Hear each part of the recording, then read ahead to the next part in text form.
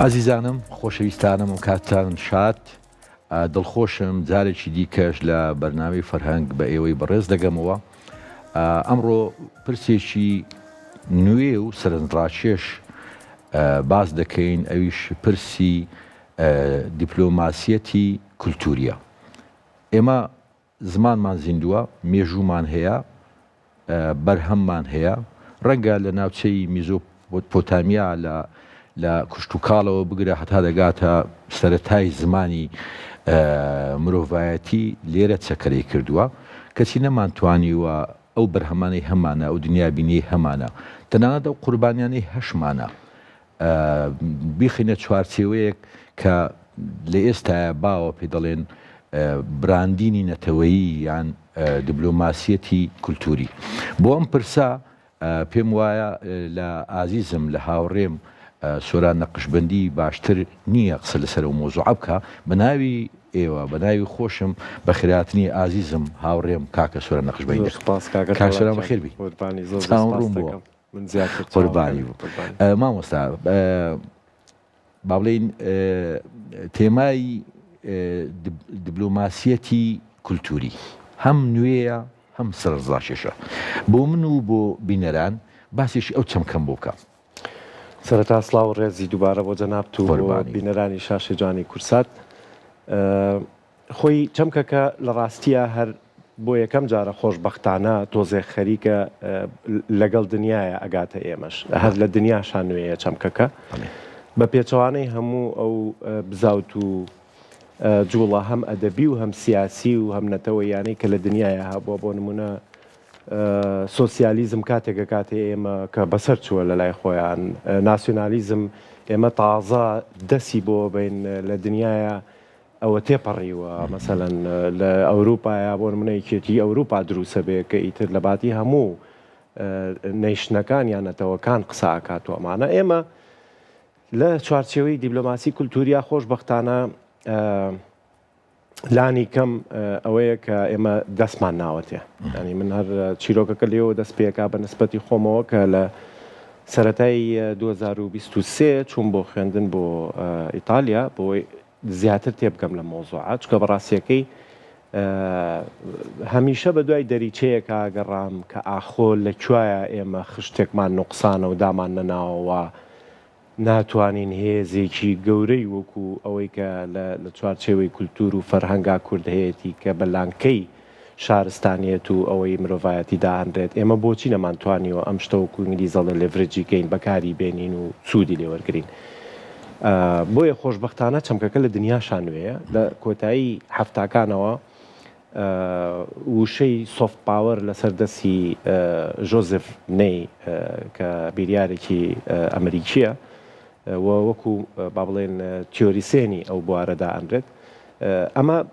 کە ئەڵەی سۆفت پاوەر یا هێزی نەرم بە شێوەیەکی گشتی هەموو فەرهەنگ و کولتور و وەرزش و مۆزیک و هەموو ئەواناگرێتەوە کە چۆن ئەو نەتەوانە بەکاری بێنن بۆ قەنەعەتکردن بە نەتەوەکانی دەوروبەریان بەبێ بەکارهێنانی هێز، یعنی ئەم نەرمەیەزە بەکاربێنن بۆی کە قەنەعەتیان پێ بکەن و تەبادولی سەقافی و ئەوانە لە بینی نەتەوەکانیانە دروست بێ. بەڵام لە سەرەتای هەشتاکانەوە ناوەڕاستی ناوەڕاستی هەشتاکانەوە لە سەردەستی چەند کەسێک کە خۆیان هەر تۆریسیێنی بواری فەرهەنگ و کولتورن، ئەم چەمکەیەتە دنیای بوونەوە، ینی لە هەموو دنیاە سەرەتا لە ئەوروپایە سەرهەڵەیە کە چۆن بتوانین ئێمە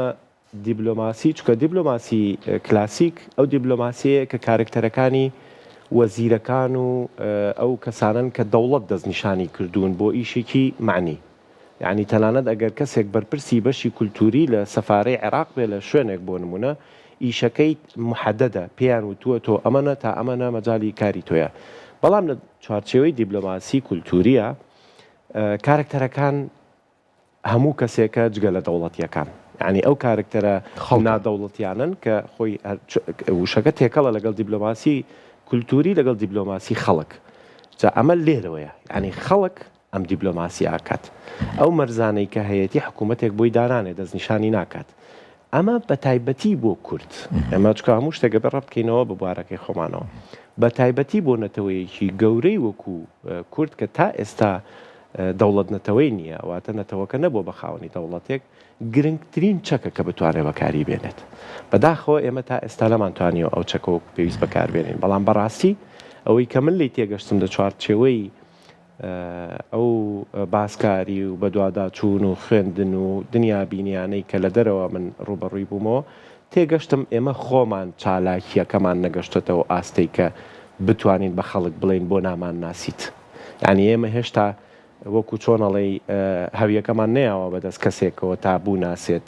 لی بپرسی بڵی تۆ بۆ من ناناسی ئەمە بەڕاستی سوچەکە سوچی ئێمە زۆر ڕاستە زۆر ڕاستە مامۆستا سۆران لە شتێکی پێڵێن ناوبانجی نەتەوەی یان براندینی نەتەوەی ئەو پێ دوای ئەمە هی خەڵکە یعنی خەڵک دەتوانێت ئەم براندینە بکە یعنی بنمونە جەناب لەم باشتر دەزانی ڕەنگە با بڵێن گەلی یابان توانی براندینێک بۆ خۆی بکە خواردنە جلە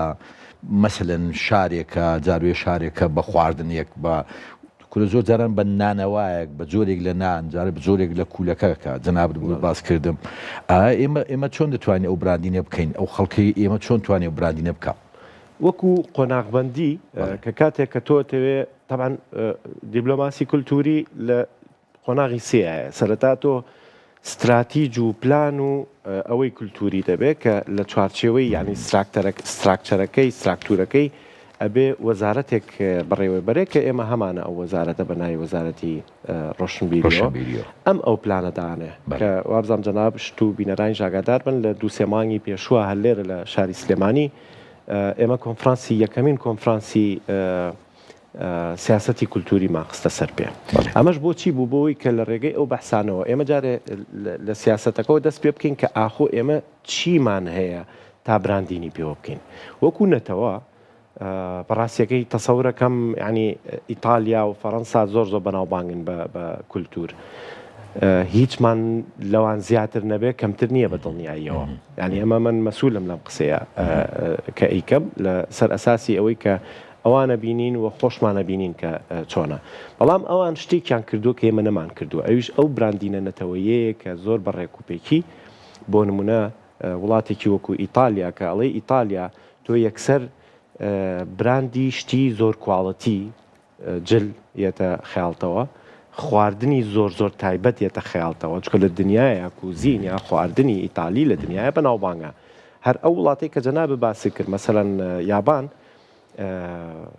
براندینی نەتەوەییان بە پاندا ئەکەن پاندا دیبلۆماسیان هەیە پاندا ئەنێرێ لە وڵاتی خۆی بۆ 6 مانگ بۆ نمونە بۆ دوبەی بۆ مەتحەفەکەی با بڵێن بۆ شوێنێک بۆ زووەکەی دوبەی 6 مانگ لەوێ ئەمێنێتەوە 200 میلیۆن دلار بۆ ئەو وڵاتە پێیاکات کە ئەمە گەر زەربی 20 پاندای بکەی لە دنیاە تەوزیعی کا بەسەر وڵاتانە بزانە چه داهاتێک دروستەکات ئەم شتەمان نەکردو ئێمە بۆیە هەنگاوی ئێستا ئەوەیە کە بەڕاستی ئێمە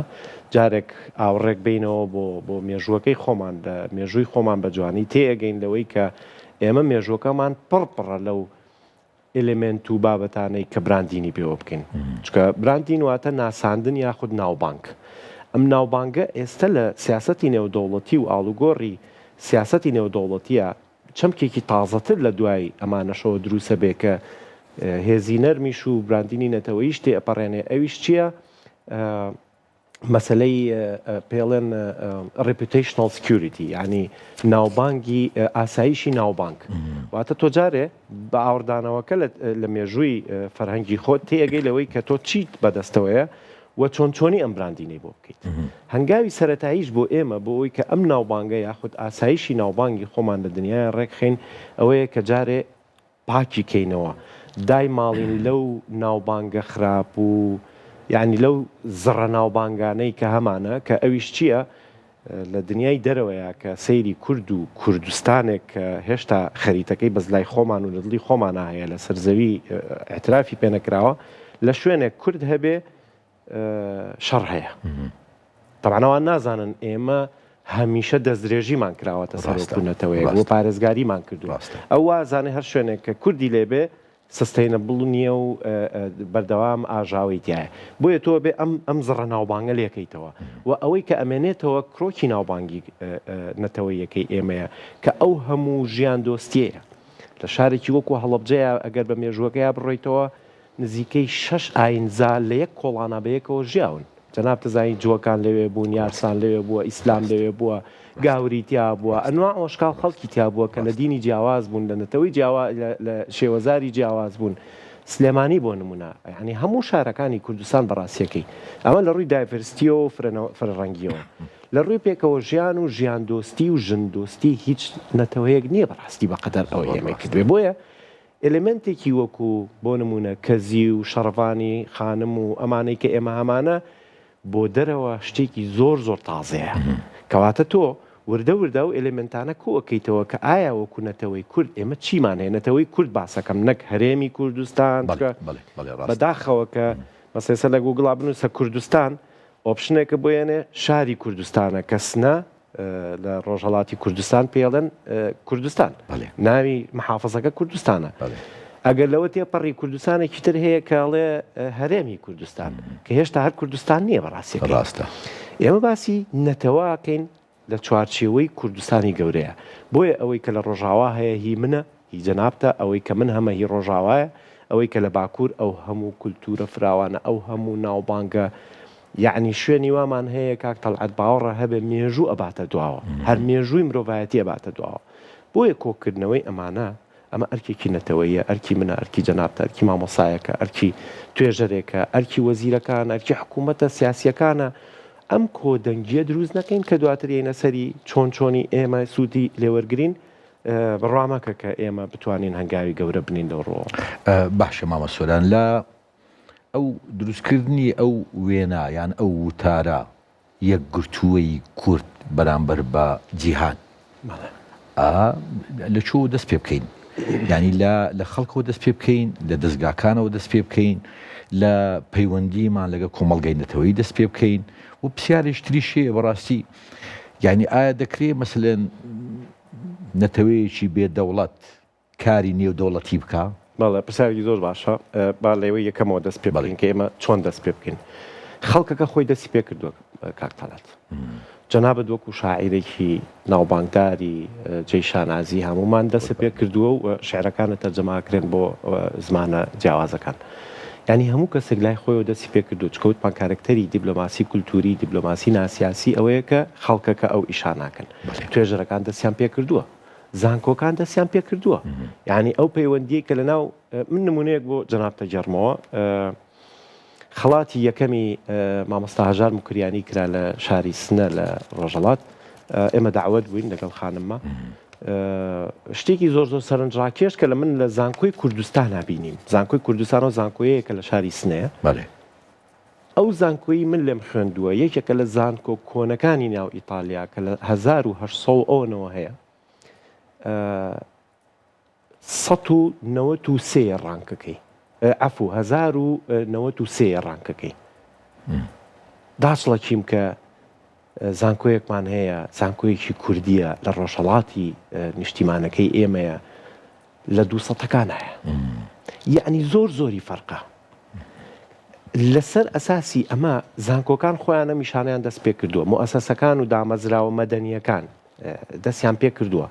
بەڵام بەداخەوە لە ڕووی سیاسیەوە بە حکمێەوەی کە ئێمە زۆر بە خراپی لە ڕیشەوە دابەشکراوین بەسەر 4 وڵاتە. ئێستا باسی دایاسپۆرانەکەین کە شتێکی ترە و بە شێوەیەکی تر لە دواترا باسیەکەین، بەڵام ئەم 4 شوێنە، ئەم 4 هەرێمەی کە بۆ کورد دروست کراوە، هەنێکیان فەرمیە وەکو هەرێمی کوردستان، هەنێکیان نیمچە فەرمیە و بەرەو ڕووی فەرمی بوونە ڕاوکو ڕۆژاوە، هەنێکیان وەکو شارێک تەعاملیان کردووە و ناوچەیەک وەکو ڕۆژهەڵات، ئەوە تا خۆتە زانی باکوور ئێستا وەزعەکەی چۆنە لە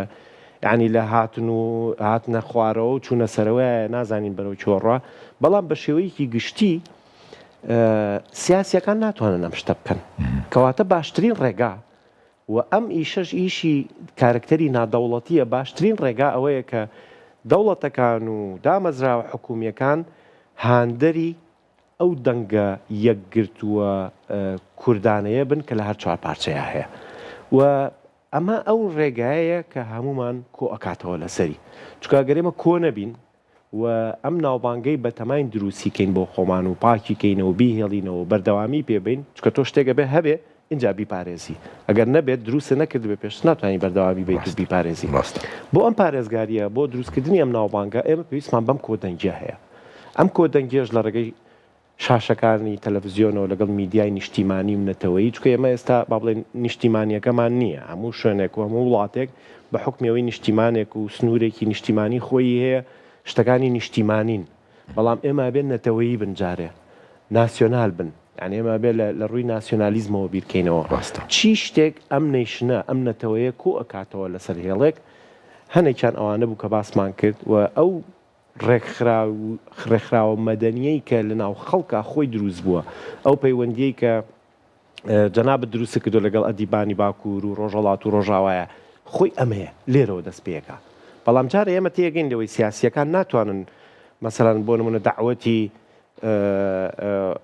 کەسایەتی سیاسی ئەوێ بکەن بێن لێرە دانیشتێکی نەتەوەی ڕێکخەن، ئەمە تۆزە مستەحیلە، لەگەڵ ئۆپۆزیسیۆنەکانیان ناکرێت، بەس لەگەڵ خودی کارکتەرە ئەسلیەکانی ناو وڵاتەکەیە ناکرێت، ناو هەرێمەکەیان ناکرێت. بۆیە دەستپێکردەکە لە ناو خەڵکەوە دەستپێکە ئەوان بە هاوکاری. بەڵام گرنگترین شت لێرەیە کۆکردنەوەیەتی لەسەر یەک دەنگ. ئەوەی کە بینیمان لە 14 ڕۆژی ڕابردووە 14 ڕۆژ خەڵک لەسەر جادە بوو، ئەگەر دیقەتی با بڵێن مۆتۆ و شعارەکانمان نابێت لە یەکەم ڕۆژ تا ئاخیر ڕۆژ زۆر زۆر جیاواز بوو، نەک تەنها لە سلێمانی و لە کوردستان، لە هەموو دنیاە. بە 15-20 شعار دەستی پێ کرد، بەڵام ڕۆژی ئاخیر مایەوە 2 بۆ 3 شعار کە لە هەموو دنیاشا بووبەوە، یەکە گەلی کوردیەکە، ڕۆژئاوا ڕۆژهەڵاتە، کوردستان یەک وڵاتە. یعنی ئەمانەی تر خەڵکەکە خۆی گەشتە ئەو قەناعەتەی کە ئێمە ئەبێ یەک دەنگ بین. ئەم یەک دەنگیە نەبێت تۆ ناتوانانی هەنگاو بەرەو پێشەوە بنەیلانی کە وەکو نەتەوەیەک. ئەگەر باسی نەتەوە نەکەی، ئێستا حکوومەتی هەرێمی کوردستان بۆ نمونە لە چوارچێوەی عێراقی فیدراڵە ئەتوانێت باشتر سیاست کات و باشتر خۆی ڕێک خات و هەرێمەکە ببوژێتەوە وەکوی کە ئەیبینین. یعنی ئەگەر تۆزێک زیاتر لە هەنێک شت بێنە خوارەوە، لە هەنێک مزایداتی سیاسی و شەڕکردن لەسەر ئەم وەزارەت و ئەو وەزیر و ئەمانە بێنە خوارەوە، هەرێمەکە زۆر زۆر باشە ڕوا. بەڵام ئەمە ئەو خەوە نییە کە ئێمە بیری لێکەینەوە. خەوی ئێمە ئەوەیە کە نەتەوەکە چۆن بتوانێت باشتر ژیان بکات و ژیانی خۆی داڕێژێت. ئەمەش بەڕاستی بە هەر هەموو یەکرێت. یعنی لانی کەم ئێمە لە هەرێمی کوردستان ئێستا چوارچێوەیەکی یاسایی دەستوریمان هەیە کە خۆشبەختانە ئێستا دیفاعی پێ ئەەکەین، دیفاع لە ئاڵاکەمانەکەین کە ئێستا بۆ بە ئاڵای کوردان لە هەموو دنیاە،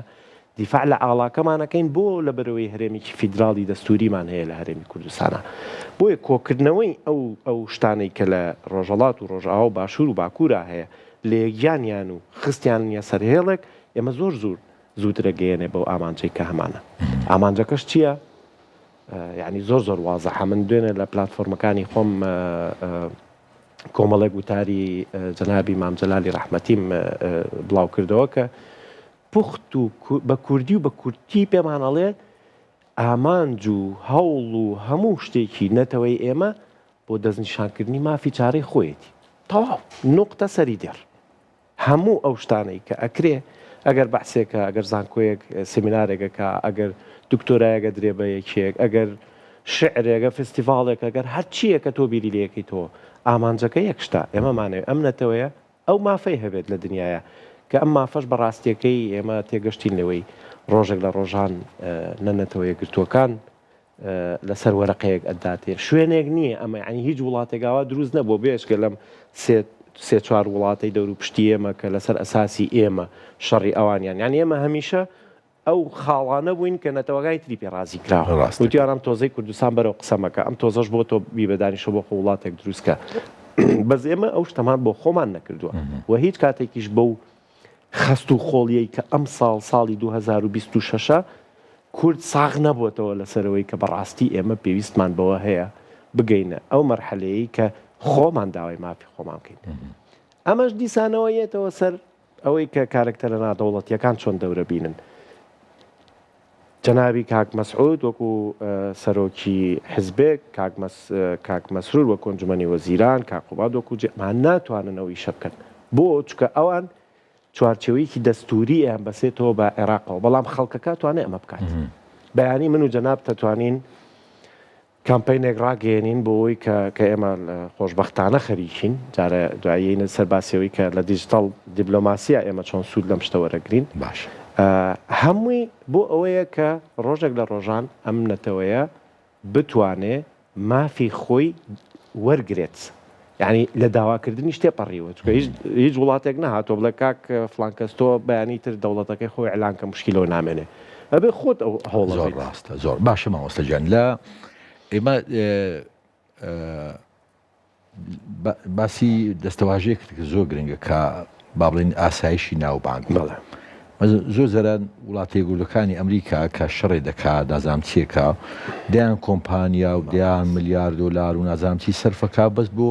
شتێکە پێڵێن تەحسینی سوورە یان چاکردنی وێنە ئێمە خۆی وێنەکەمان جوانە میلەتێکین تیرۆرز نەبووینە ڕۆژ لە ڕۆژان گوندێکمان نەسووتان 300 کەسێکمان سەر نەبڕی تارێکمان ئیختاف نەکرد و بێڕفێن و بە بینایەکی دابدەین یعنی کورد وەکو قوربانی هیچی لە ئەرمەنەکان و لە جوولەکەکان و لەوانە کەمترنیە بەڕاستێکە زیاتر نەبێت باشە چۆن ئەوانە براندینی نەتەوەی خۆیان وەکو ئەرمەنەکان مەسەلەن بۆ شوناسیان ئەم قوربانیە کە ئێستاش لە دەستگا ڕسمیەکانی دنیا داوای قەرەبوو دەکەن داوای دانپیانانەکەن داوای یعنی تا ئێستا دەیانەوێ حکوومەتی ئێستای تورکیش بازی ئیشەکانی زمانی عوسمانی بدا کە چێمەی دوێنەیە ئەنفالمان هەیە هەڵەب زمان هەیە کەیسی یەزیدیەکانمان هەیە دەیان هەزار گوندمان هەیە قەدەغەکردی زمانمان هەیە کەمە ینی مافێکی سەرەتاییە من کە قسانە دەکەم ئەو ڕۆژە هاوڕێیەکی ئازیزمان هاوڕێی تۆشە مامۆستا بەکرشوانی نووسەر و وەرجێر پۆستێکی کردبوو لە ستایشی ڕۆمانوز یەشار کەماڵ دەڵێ تۆ زمانی کوردی تۆ چیت دەیان ساڵ قەدەغە بکری و زمانی تریش دادە بتوێتەوە یعنی وەرە دەیان ساڵ قەدەغ کراوی سەدان ساڵ قەدەغە کراوی ئەو جا زمانەکانی میلەتە سەردەستەکانی شتیا دەتاوێتەوە ئێمە چۆن لە چۆ دەست بکەین ئایا لە براندینی بۆ قوربانی کە ئێمە زۆر هەوڵماندا لەو مۆزوعیان وەکو ئەو لایەنە ژیان دۆستی کە جەنابەت باست کرد کە نوقسانیەکە لە ئێمە کە وەکو بەس وەکو شەڕکرد نەمان بینن وەکو خاوەن موسیقابمان بین وەکو خاوەن کوشتتوکاڵمان بین وەکو خاوەن زمانمان بینن یعنی پاراستنی ئەم ئاسایشی ناوبانگە لە کوێوە بێ ینی ئایا لە ڕەهەندە قوربانیەکەوە بێ لە ڕەهەندە ژیان دۆستێکە بەدێڕێک ئەگەر بڵین ئاسایشی ناوبانگ ڕپیتیشنال سکیوریتی کە پرۆفیسۆری بەریتانی جەی کاڵ کە خۆشببختانە مامۆسای خۆشمان بوو لە ڕۆما زۆر بە وردی چکە ئەو خۆی داهێناوە دەستەواژەکە خۆی داهێناوە چۆن ئاسایشی خۆراکت هەیە ئاسایشی دەرمانێک ناوبانگەکە ئاسایش ناوبانگت ڕەتی بە هەر هەموویەوە هەیە ئەو کاتێک کە بۆ نمونە تازەترین نمونە کە پەتاتەی گەنیوی ئێران گەشتە وڵاتانی دەوروبەرچی ڕوویە اقتصادی ئێران داڕما بۆ لەبەرەوەی کە وتیان نابێ ئەم شتە ڕووبات ئەمە لە خۆراکی شاهێ ینی ئاسایشی خۆراکەکە ئەگەر جوان جێبەجێ نەکرێت تەسی لە ئاسایشی ناوبانگەکە و ناوبانگ ڕاستەکەی بۆ نمونە ئێمە طبعا وڵاتێکی وەکو ئیسرائیل بە نەتەوەکەی و بە وڵاتەی کە ئێستا هەیەە جەناب تەزانی زۆر ئیشی کردووە لە براندین بۆ نەتەوەکەی خۆی بێگومان لە فیلمتەوە لە اقتصادەوە لە ڕۆمانزشەوە لە میدیات لە هەموو شتێکەوە یعنی زۆر بە پێرفێکتی نمونەیەکی زۆر پێرفێکتە زۆر ڕاستە لە هەمان کاتە هەمان ئەو وڵاتە ئەو ڕسمانەی کە جەناب تەیبینی جەلسەیەکی تایە لە جنێفین لە نەتەوەیە گرتووەکان جەلسەکە بۆ یەکەم جار من طبعا زۆر جەلساتی ئەوێ ڕۆشتین یونسکۆ و FWP هەموو ئەو ئاژانسانەی نەتەوەی گرتوەکان ئێمە ئەبوایە ڕۆشتینایە بوو بە فیکە کاتێک کە نوێنەری ئیسرائیل ویستی قسە بکات فیکە هەر فیکە احتیادی خەڵک گوێی ناگر هاتووە هاواریە کرد بۆ ڕێک ئەو کاتە بوو کە حەقی جەماعەتی ئەوەی کە دابەزینە سەر حەفلەکە جەماعەتی حەماسوانە دابەزین و هەنێک خەڵکیان بڵ چەند ڕۆژێک دوای ئەوان چیان بەسەر غەزەیە هێنا خەڵک تەحملی ئەوەی نەئەکرد یعنی خەڵک نوێنەری ئەو وڵاتەکەی پێی نەوتۆ تۆ دژی ئیسرائیل بە بەس ئەو کەسە خۆی فیکەی لێیانەیە ئەو قسە بکات کەواتە تۆ ئێستا ئاسایشی ناوبانگی وڵاتەکە و نەتەوەکەی خۆتە خستە خەتەرەوە بۆیە ئێستەی ترەبی بە جێی مەسخەرەی وڵاتان جۆ لێ ناکرن یعنی جەلسەی وا هەبوو لە WFP باوەڕە هەبێ کاک تەڵعەت یعنی چۆڵە بوو کە سەرەی قسەکردنی نوێنەرەکەی ئیسرائیل هاو چۆڵە بوو جا بۆیە بینەوە سەرباسیەوەی کە ئێمە چۆن ئەمە جارە سەرەتا دروستیکەین وەکو پێشتر عەرزم کردی دایماڵین لەو ناوبانگە خراپانەوە ئەو ناوبانگە باشەی کە ئێستا هەمان چکە یعنی ئێمە شانسمان هەیە بەخوا میلەتێکین زۆر شانسمان هەیە لە زۆر ڕۆ مامۆستا سۆران زۆر بە درێژی چکە و بابەتەم زۆر مەبەستا بەس بە یارمەتی جەنابەت دەستنێ ناوبڕێک و دەگەڕێنەوە ئازیزانم ناوبڕێک و لەگەڵ ئازیزم کاکە سۆران نەقشبەدی دەگەڕێنەوەی جەنابتان دەست خۆش مامۆستا چەند جوان قسە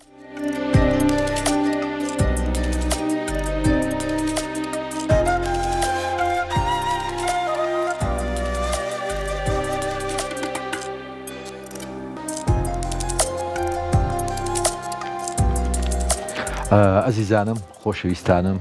دووبارە سڵاوتان لێبێ لەگەڵ ئازیزم هاوڕێم کاکە سۆران نەقشبەندی لەسەر دیبلۆماسیەتی کولتوری بەردەوام دێت لە سەقسەکانمان مامۆستا سۆران بوورە پێش ناوبڕەکە قەتعم کردی لەوەی گوتت ئێمە نەتەوەیەکی بەبەختین دەمیست قسەکە تەواوکەی بمبوورە بەبەختین لەبەرەوەی کە بەڕاستیەکەی کاتێک کە ئاوڕێیتەوە مێژوەکەمان ئەوەنە پرشنگدارە ئەوەنەی شتیایە سەرشانی دەریتیایە حەسەنکێفی تایە کرماشانی تایە نازانم هەزاران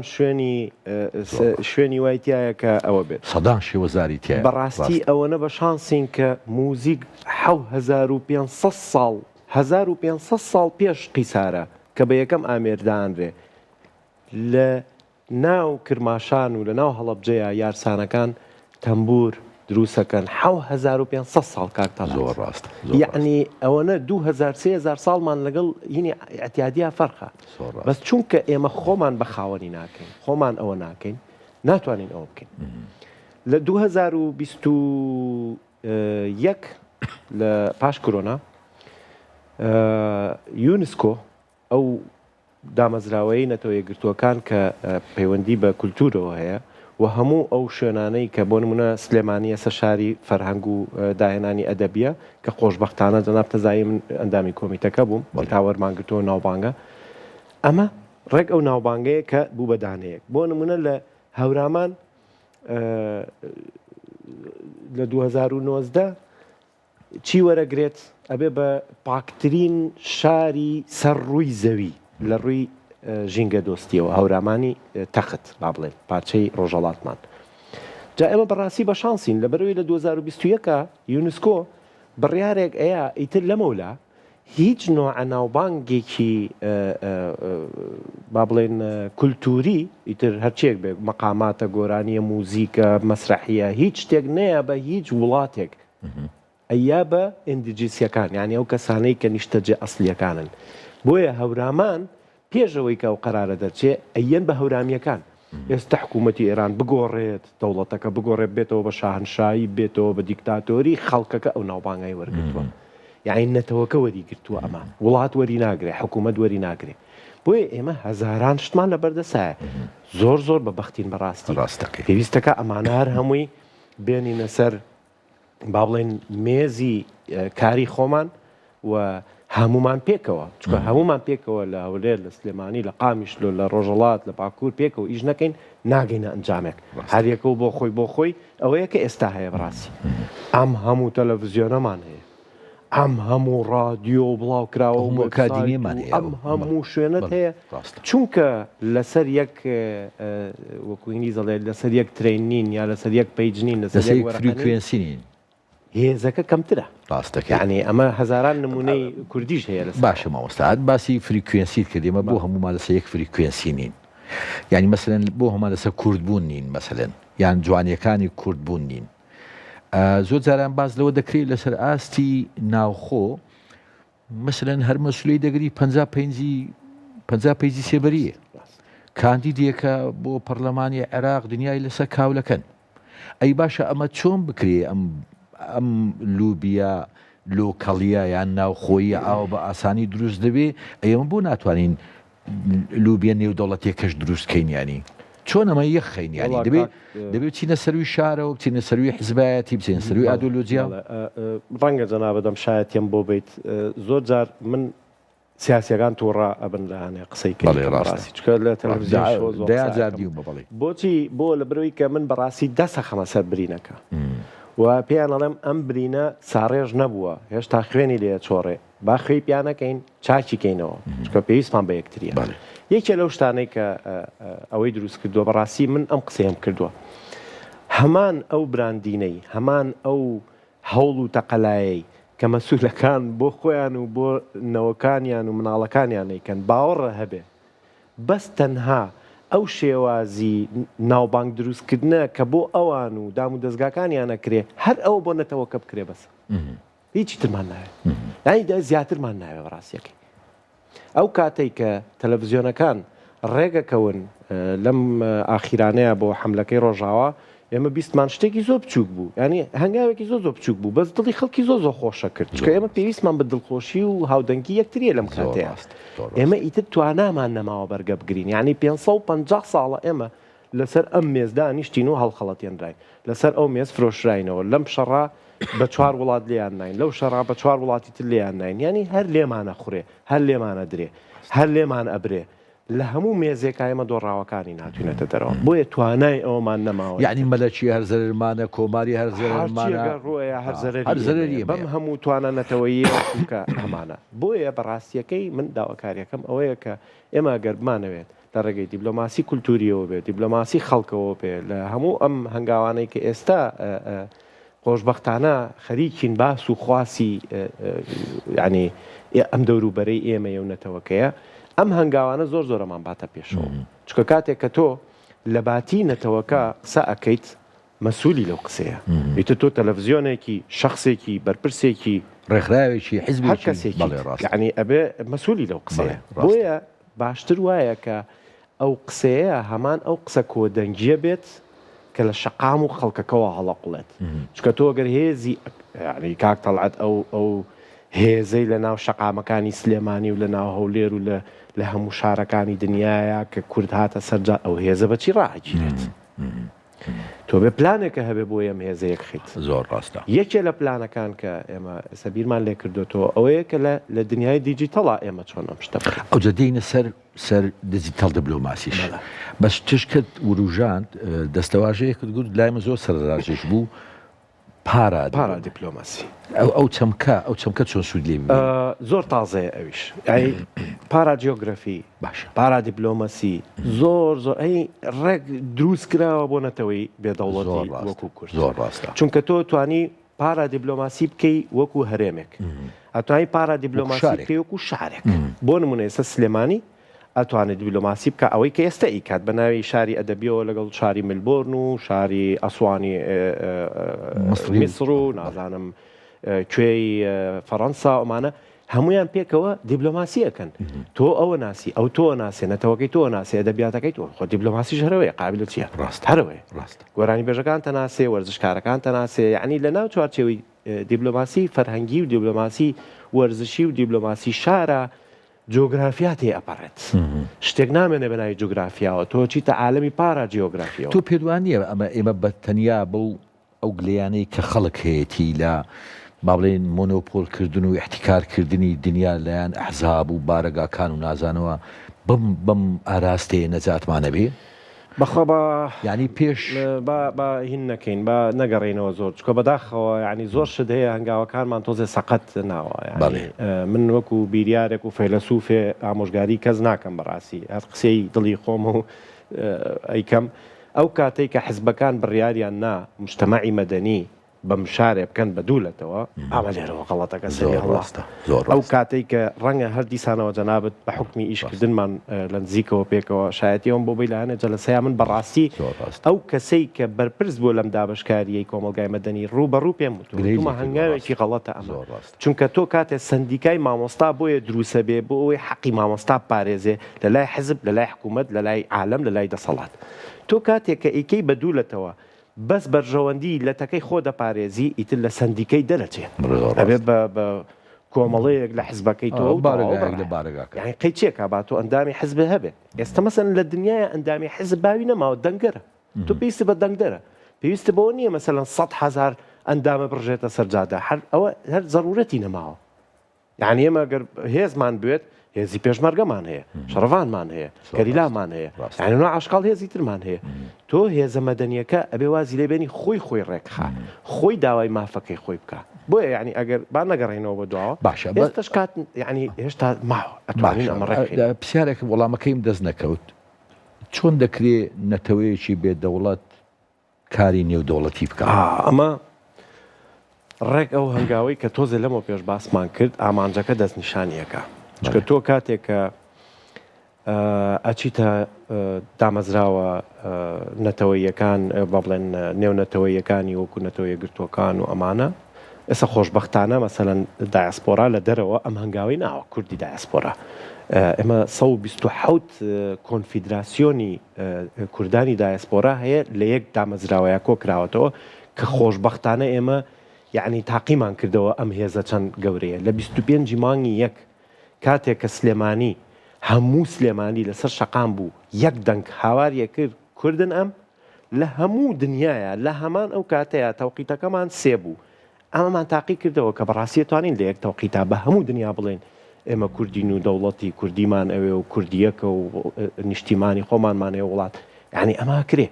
بۆیە ئەوان خۆشببختانە لێرەوە من ڕێز و سلااوم هەیە بۆیان لە چواردەی چوارە ژوورێک لە ناو نەتەوەی گرتوەکانە وەرەگرن بە ناوی دەوڵەتێکەوە وەری ناگرن چکەم توانایەمان نییە ئێمە خۆمە هەمومان حەزەکەین ئەم شتە بکەین بەڵام خۆ ناکرێتەوە هەر چاوەڕێ بکەی بزانی ئاخۆکەی ئەم دەوڵەتە دروستە بێ و بلیتت دەنی بچێژوورەوە پێویستە بەوە هەیە تۆ وردە وردە دان ڕۆکەی بۆ نەتەوەکانی تر و خۆتی پێ بناسێنی تا ئەو ڕۆژەی وەرەقە ڕسمیەکە و ئاڵاکەت و تعریفی نەتەوەکەت و ئەوانە ئەچێتە بەردەمیانەڵی من دەوڵەتی خۆم ڕاگەیاندووە ئیتر تۆ لەگەڵ مای لەگەڵمانیت هەموو دەوڵەتێکی هەروە دروست بووە بەڕاستەکەی ئەما مێنێتەوە سەرخۆت جا بۆیە بەڕاستی لە ڕێگەی دیبلۆماسی کولتوری و دیبلۆماسی شار و دیبلۆماسی وەرزشی و دیبلۆماسی ئەکادیمی و دیبلۆماسی موزیک و دیبلۆماسی سینەما و کامانە هەر هەمویان فەقەرە خۆیان بەشەکەن لە دیبلۆماسی کولتوری دیبلۆماسی خەڵک هەمویان ئەتواننەوە ئیشەوە بۆ بکەن و هیچ دەوڵەتێکیش ناڵێن دەوڵەت هیچ نەتەوەیەکیش لە دنیاە لە ڕاستیە بەقەدەر کورد نە ئەو توانایی هەیە ئەو پاشخانەی هەیە وەنە بەقەدەر کوردیش پێویستی بەو هەنگاوەیەکە بینێت ئێمەین دەوڵەتمان نییە ئێمەین مافمان خوراوە و ئەخورێ بە بەردەوامی بۆیە نیشاندانی توانا و ژیان دۆستی و ژن دۆستی و ئایندە دۆستی و پلان و شارستانیت و هەموو ئەو باگراوندەی کە هەمانە ئێمە دنیا خۆ یعنی خۆ کەڕووکاس نین لە ئاخیراتی ئەگالەوەی کە تۆ ڕێگا بۆ شتێک خۆشەکەیت ئەویش تێگات و نەتەوەکەش خۆی باش زانێکە ئامانجەکەی چییە بۆیە ئەم ئەمەلیەیە نزیکترە بێتەوە لە یەکەوە دژێ کەمترە بێت یعنی ئێمە لە ساڵی 2007 ئەو هەنگاوە گەورەی کە بەداخەوە لە بەرەوەی کاتەکە زۆر پێرفێکت نەبوو بۆ نەتەوەکە نەمانتوانی بگەین بەو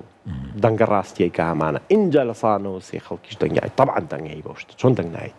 بەڵام ئێستا با لەوە بگەڕێن کە کاتەکە و ئەمانە بەڵام کاتە سەیری دەور و پشتی خۆمانمان کرد هەروەکوی کە دوێنێ پێرە لە ڕۆژاوا بینیمان چۆڵ و هۆڵ خۆمان تاق و تەنیا بووین لەم سەحرایە کەسمان لەگەڵا نەبوو هەمووی پشتی تێکردین ئەمە چەند جارێکەمە ڕوویاوە خۆمە یەکەم جار نییە بۆیە ئەمە بەڕاستی ئەو شتەیەکە هێما بێ دەسی بینی و بیکەین پرسیش تر هەیە پرسی دیجیتال دیبلۆماسی بەڵێ دەڵێن یان ئەوە لە بەرچاومانە مەسەلەن سوسیال میدیای ئێمە نەیتوانی ئەمە بکایانیش بەداخەوە ینی خەڵکە باشەکانی ئێمە لە ناو سوسیال میدیایە کەمتر دەبینرێن ینی ئەم دیجیتال دیبلۆماسیە کە سوسیال میدیا بەشێکی بچووشی ناو دیجیتال دیبلۆماسیە چۆن سوودی لێ وەرگرین چی بکەین لە پرسی دیجیتال دیبلۆماسی وەڵامە دیسانەوە بەشێکی جوابی پرسیارەکانی پێشووە کە ئێمە چەندێک بەبەختین باشە لە کاتێکا ئێمە ئەم بزوتنەوە نەتەوەیە مەدەنیە دەست پێکات و ئەوێت ڕۆژی خۆی هەڵبێنێ لەسەر نەتەوەکەی کە شتێکی ئامێر ئاسانکاریەکی گەورەی وەکو دنیای دیجیتال هەیە و لە دوای دیجیتالیشەوە AI هەیە ئەم دنیاە بەڕاستی ئەو شوێنەیە کە ئێمە بێ خۆمانیتیان مایشکین کە ئاسان نییە تۆ لە سلێمانیەوە بە ئاسانی دەنگە بگاتە هەموو دنیا بەداخەوە لە بەرۆی تەلەڤیزیۆنێکی نەتەوەییمان نییە ئێمە من ئەگەر نایزانم و بوختانەکەم جەناب پێم بڵێ ڕاستەکەی. ئەگەر تەلەڤزیۆنێکی نەتەوەییمان هەبێت تەلەڤزیۆنێکی نیشتیمانی تەلەڤزیۆنێکی نەتەوەیی کە هەموو خەبەرەکان تۆ لێەوە وەرگری تەنانەت بڵاو کراوەیەک بڵاو کراوەیەکیشمان ڕادیۆیەکمان نییە یعنی کاتی خۆی حکوومەتی هەرێم تەلەڤزیۆنی نەورۆز و ڕادیۆ نەورۆزی دانا کە هەر زوو یاچوو لەبەر ینی ئەوەشمان نییە وێبسایتێکمان نییە وێبسایتی حکوومەت هەیە ئەوە کاروباری حکوومەت یعنی ئەوەی جەنابەت باسەکەی تەنانەت ئەرشیفێکمان نییە مۆسیقا بابە نۆتەکان پارێز نەخێر دەردی کورد دەڵێ من سکم پڕە لە قسەکە یعنی ئێستا مەسەلەن یەکێک بێ بە من بڵێ کاکە مێژوو شێوەکاری ئێوە ڕاستە تازەیە بۆ نمونە 100 ساڵێکە چێشەم نییە بەڵام فەرموو لە ئەرشیفێکم نیشانە بزانم قۆناغ بە قۆناغ ستێپ بای ستێپ ئەمە چۆن دروست بووە تەنانەت ینی زۆر سەیری ینی ئێستا تو مەسەلەن ناکرێت تۆ مەسەلەن ئەرشیفی حەیرانت نەبێ ئەرشیفی لاوکت نەبێ ئەرشیفی هۆرت نەبێ ئەرشیفی نووزانەوەت نەبێ ینی ئێستا مەسەلەن لە من ینی جەنابەت ئاگاداری مەسەلەن لە هەفتاکان وێ ڕای ئەو هەموو داپلۆسین و نازانم چی و چی مەسەلەن کەسێکی وەکو مامۆستا عەلادین سەجادی نوکتەکان کۆ دەکاتەوە دەڵێ کاکە کورد نەک عیلمەکەی نەک معریفەکەی نەک خواپەرستێکەکەی نوکتەکانیشی لە فەوتانایە یعنی نوکتە کە تێمە مەسەلەن 35 ساڵە هەرێمین و دەبوایە دایان ئیشمان بکرد بە یعنی ئەگە مامۆستا عەلادین سەجادی بە تەنیا بتوانێ ماڵ بە ماڵ و کۆڵام بە کۆڵام گەڕێنی شیشی وەکو مامۆستا هەژار مکریانی گون بە گون بگەڕێت ناوی گوڵ و ناوی جیاوانە کۆ کاتۆ هەمبانە بڕنی دروستکە بۆچی ناکرێ ئێمە مەسەلەن حکوومەتی هەرێمە دام و دزگاکانە بۆچی ناکرێ مەسەلەن لێژنەیەک لە چواری وەک جەنابەت بڵێ کاکە ئەمە تۆ لە ئیتاڵیای فەرم و مۆزەخانەکانیان بگەڕێ بزانە ئەو کاتی لە ژێدەسڵاتی لەگەڵ عوسمانیەکانە مشت و مڕیان بووە چیمانەیە لە ئەستەمبول چیمانەیە لە کرمەشان چیمانەیە یعنی معقول نییە مەسەلەن بە سەدان و بە هەزارن و بە دەیان هەزار دوکومنتمان لەم کرمەشانە هەبێ و لە مەکەی پیرۆز کە کتێبخانەی مەکە مێژووی هەموو بەرزنجەکان لەوێن بەرزنجەکان 900 ساڵە لەوێندەر نیشتە جێنن دەیان دیکومنتمان هەیە و هین نابێ دێنە سەر پرسێکی تر مامۆستا باسی سۆفت پاوەرت کرد هێزی نەرم مەسەلەن ئێمە دەبینین مەسەلەن ئەمریکا هۆلیوودی هەیە ئەگەر ئیزنم بێ ئەوەی دیجیتەڵەکە یەک تۆز لەسەری نمونەمانێنە داوای لێ بردننا پێم خۆشە زۆر ئەمە بۆچی بۆ ئێمە لەم کاتەیە گرنگە چکە بەڕاستیەکەی ئەمە یعنی وەکو هینەڵێ زۆر بەردەستە زۆر حازرە من لە ماڵی خۆم دانیشتومە توانم براندین بۆ نەتەوەی خۆم بەبێ ئەوەی یەک دیناری ژنێک لە مەتبەخ دانیشتووە بۆ منە کامپینێکمان ڕاگەیاندووە کە بە ناوی کوردن ئەم چاڵنجێک بێت لێرەوە دەست پێ بکەین ئێمە داتامان نییە مهمترین شت لە دنیای دیجیتەڵە داتابیسە داتاسێت داتاسێتم نییە بە هیچ شێوەیەک داتاو نیە لەسەر شاعرەکانە داتاو نیە لەسەرەوەی هەرو قسەی جەناب بکرد ئێستا لە عالەمی دیجیتەڵیا ئەمە پێڵێن داتاسێت ئەم داتاسێتت نییە لەسەر هیچ شتێک باوەڕە هەبێ یعنی من میسکەی ستەدیەکانم لەسەر کوردستان بێ کاتێکە لە خوێندنەکەم بوو لێ بەداخەوە لەبەروی داتاسێتە نییە ناتوانین بە داتا قسە بکەی ناخوا قسەکەت ئەو مەسەلەن ئێستا بنووسە وڵاتێکی ئەوروپی هەڵبژێرە بە هەزاران داتاسێتەیەاتێ هەندەسەتەوێ